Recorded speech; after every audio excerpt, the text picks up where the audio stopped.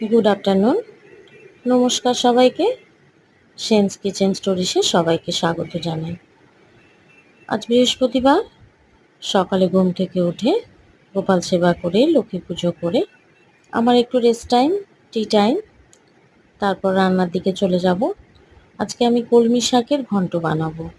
তেলের মধ্যে 5 ফোড়ন বড়ি ভেজে নিয়ে সব রকম সবজি মিশিয়ে ভালো করে নুন হলুদ দিয়ে কষিয়ে নেব। তারপর কলমি শাকটা দিয়ে ভালো করে ঢেকে সেদ্ধ করে, সামান্য জল লাগবে, সেদ্ধ করে নিলেই তৈরি হয়ে যাবে কলমি শাকের ঘন্ট। ওদিকে আমার লাঞ্চ থালি পরিবেশনের সময় হয়ে গিয়েছে। চলুন দেখে নিই।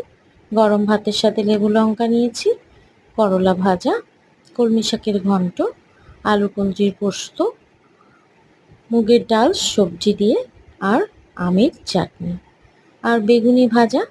আজকে নিরামিষ লাঞ্চ থালি। মেয়ের কলমি শাকের ঘন্ট খেয়ে ভীষণ ভালো লেগেছে। আপনাদের কেমন লেগেছে আমার নিরামিষ লাঞ্চ থালি? ভালো লাগলে অবশ্যই কমেন্ট করে জানাবেন কেমন। আর ভিডিও ভালো লাগলে আমার চ্যানেলটি লাইক, শেয়ার, সাবস্ক্রাইব করে আমার সঙ্গে থাকবেন সবাই। সবাই খুব ভালো থাকবেন, সুস্থ থাকবেন। ধন্যবাদ। আজ আসি, কালকে আবার দেখা হবে নতুন লাঞ্চ থালি নিয়ে। টাটা।